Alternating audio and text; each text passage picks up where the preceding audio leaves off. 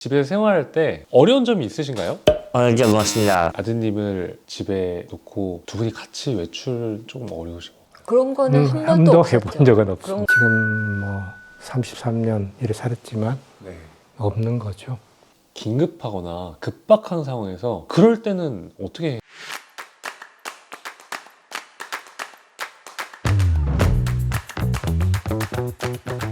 여러분 안녕하세요. 우리 모두에게 기적을 미라클의 박입니다. 오늘은요 굉장히 특별한 분들을 모셨습니다. 자기소개 부탁드립니다. 송대경이라고 합니다. 네, 박경희입니다. 성환입니다. 반갑습니다. 저희 채널에서 이렇게 가족을 모신 건 처음이에요. 미라클 채널을 평소에 알고 계셨나요?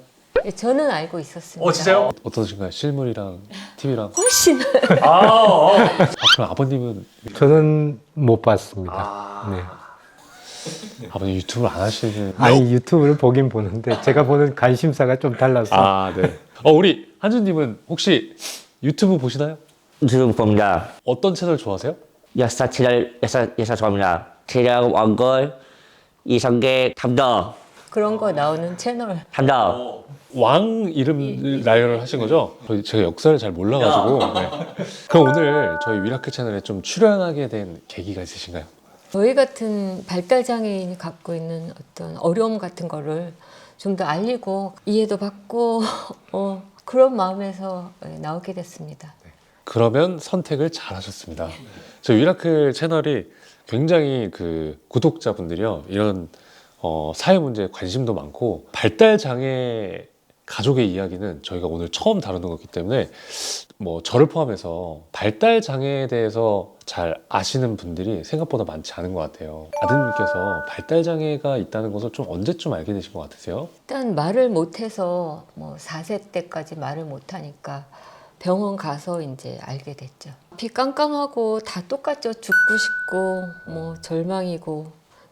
저는 이제 제 개인적으로는 뭐 엄마한테는 얘기는 안 했지만 내가의 업보 아닌가 아이고, 그런 생각으로 살아야 된다는 그런 거는 있었습니다. 저는 이 장애에 관련해서 잘 알지도 못했고 사실 솔직하게 더 말씀드리면 관심도 없었고 근데 막상 제가 이제 휠체어를 타고 살아보니까 생각보다 세상 살기가 너무 어려운 거예요.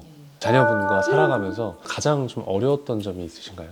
소외될 때 그럴 때 이제 그런 서러움 여러 가지 사회에 이제 식당을 가거나 이렇게 엘리베이터 안이라든가 이렇게 다른 사람의 시선을 계속 받게 되고 피해를 주게 되고 하니까 이제 그런 것들이 어려웠죠. 이제 식당을 간다 그러면 룸이 꼭 있는 곳, 룸이 있는 곳 비싸지 않습니까? 그렇죠. 예. 비싼 곳 아니면 갈 수가 없는 거죠. 그러면은 이제 아드님을 집에 놓고 두 분이 같이 외출 조금 어려우신 건가요? 그런 거는 한 번도 번도 없었죠. 해본 적은 그런 없습니다. 건 생각도 해본 아. 적도 없고. 한 사람이 남아서 돌보거나 아니면 셋이 나가거나 지금 뭐 33년 이래 살았지만 없는 거죠. 가장 힘든 부분이 이제 부모님들의 어떤 개인적인 독립적인 시간을 좀 활용하기가 어려운 점도 하나 말씀할 수 있는 거겠네요. 가장 어려운 점이 그거는 아닌 것 같아요. 개인적인 시간 안 쓰면 그만인데 그때 사회 활동을 할 때 이제 불편함. 우리 애들이 가장 힘든 게 기다리는 걸 잘 못하거든요. 가만히 있지 못하고 다른 사람 뭐 여기 머리카락을 띈다든가 자기 그거에 거슬리는 걸 그대로 다 하고 말아요. 근데 병원 이용 같은 게 이제 어려운데 임산부 배려석을 보면서 동네 이제 병원 같은 데서도 좀 발달 장애인이다 하면은 발달 장애인 우선 뭐 이런 캐치프레이즈 같은 거가 있으면 우선적으로 좀 진료를 해줬으면. 전혀 생각해보지 못한 부분인 것 같아요. 우리나라 사회에서 어떻게 보면 발달 장애인에 대해서 잘 알지 못해서 그러는 것 같아요. 사람들의 어떤 시선이나 편견 때문에 좀 불편했던 점 좀 말씀해 주실 수 있을까요? 백화점을 갔었어요. 그 엄마하고 어린 친구가 가는데 이제 톤이 좀 높고 엄마가 좀 야단치는 얘기를 해요. 그러면 저 친구는 어떤 생각을 하냐면 본인한테 이입을 해서 자기가 야단 맞는 걸로 하고는 그 엄마를 막 욕하는 듯한 소리를 과음도 지르고 다른 사람들이 다 쳐다보는데 그런 창피함 같은 거는 이미 저는 생각 안 하고 살기로 그냥 했기 때문에 각오하고 지나가는 거죠. 뭐 그냥 감수하고. 제 생각에 저를 포함한 많은 사람들의 궁금증이기도 할 것 같아요. 발달 장애인 분과 소통이 가능하냐? 물어보고 싶지만 또 실례될까봐 물어보지 못하는 질문. 우리 한주님과 소통이 가능한가요? 가능하죠. 부모니까 전혀 말을 못해도 소통 가능합니다. 마음을 읽기 때문에 몸짓으로 다 표시를 하기 때문에 그게 다 가능합니다. 대단히 하다고 생각하는 게 뭐냐면 언어 치료를 배웠어요. 네. 본인이 언어 치료를 전공을 하고 본인이 해서 말을 하게끔 만들어 놓은 케이스거든요. 아, 어머님이 직접? 그럴 수밖에 없었어요. 그땐 지원이 없어서 예. 언어 치료비 같은 거를 감당할 수가 감당하기. 없었거든요. 예. 이제 언어 재활사입니다. 아, 어머님, 되게 강하신 분이시군요. 그렇습니다. 강해질 수밖에 없어요. 아. 장애 부모가 되면. 네. 말씀하신 대로 혹시 실례되지 않을까 하는 질문이 있을 수도 있어요. 그러나 고맙죠. 왜냐하면 그건 관심이니까. 발달 장애인을 이해하려고 하는 관심에서 나오는 것이니까. 저도 사실 그 MC를 하면서 너무 좀 부담이 있었던 거예요. 매주마다 새로운 발달장애인 가족분들을 만나면서 매번 소통을 해야 되는 거예요. 그 프로그램을 진행하면서 느꼈던 거는 감정이 소통이 되더라고요. 저는 그게 너무 저한테 새로운 경험이었거든요. 한주님한테도 제가 좀 질문을 드려도 될까요? 한주님 저랑 한번 악수 한번 해보실 수 있을까요? 저는 손가락 힘이 다예요. 힘이 약하죠. 네. 그래서 저는 혼자서 지퍼를 못 올려요. 네. 그리고 단추를 잠그지 못합니다. 네. 저는 약간 이런 어려움이 있어요. 평소에 집에서 생활할 때 어려운 점이 있으신가요? 어느 점 먹었습니다. 어려운 점 없어요? 네. 근데 이제 얘네들이 혼자 스스로 뭘 한다, 뭘 하겠다라고 하는 게 사고예요, 사실은. 코로나로 한참 심할 때 나가고 싶었던 거예요. 혼자 문을 열고 나가서 네. 밤중에 사거리에서 택시까지 탔어요. 근데 이제 택시 기사가 이상하니까 살짝 내려줬대요. 좀 지리는 좀 밝아요. 이제 야단 맞을 것 같으니까 이제 이모집을 간 거지. 그때 택시기사 아저씨가 갔었으면 정말 그냥 힘들었죠. 이제 실종이 되는 거죠. 그래서 문을 잠궈 놨더니 그 다음번에는 부엌 쪽으로 저희가 창이 있는데 그 창문을 열고 1층이거든요. 뛰어내려서 자기는 혼자 나가서 자기 시간을 즐기고 싶고 이런 건데 센터가 있더라고요. 예. 이제 이런 에피소드를 얘기를 들으니까 생각보다 좀 재밌기도 하고 우프기도 한데요.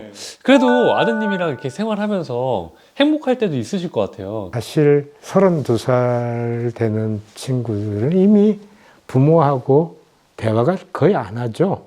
가끔 와서 아빠 사랑해요 뭐 이렇게 귀염둥이처럼 하는 그런 것들은 있어요. 엄마 설거지하고 있으면 뒤에 가서 등 두드리면 안마해 준다고.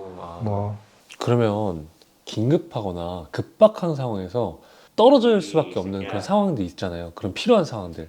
그럴 때는 어떻게 해요? 같은 처지에 부모들이 대신 봐주고. 품앗이 하는 거죠. 집사람이 맹장으로 입원을 하게 됐었어요. 근데 입원을 할 때까지는 제가 따라갔어요. 근데 저 친구는 따라갈 수가 없으니까 똑같은 처지에 부모님들이 저희 집에서 돌봐주고 있었어요. 수술하고 이런 과정에 가서 제가 뭐 옆에서 해줄 수 있는 건 없고 퇴원할 때 혼자서 알아서 퇴원해서 왔었어요. 그런 케이스들. 다들 똑같이 그렇게 이렇게. 지내고 있어요, 주변에서. 저는 당뇨가 있어가지고 건강검진을 자주 받는 편인데 대장 내시경 같은 걸 해야 되면 수면으로 처리해야 되는데 큰 병원에 가면요 꼭 보호자가 와야 된다고 그래요. 누군가. 오늘 이제 이 긴급 돌봄 서비스에 대해서 좀 말씀을 제가 한번 드려볼게요. 이 긴급 돌봄 서비스는요, 발달 장애인 보호자의 입원, 경조사, 신체적, 심리적 소진 등 긴급 상황 발생 시에 일시적으로 이렇게 돌봄을 지원해주는 제도입니다. 그리고 아까 좀 걱정하셨던 부분이 그 발달 장애인을 잘 이해하지 못한 사람들이 맡게 될 경우, 내 자녀가 좀 편하게 있었으면 좋겠는데 그런 것들을 걱정을 하셨었잖아요.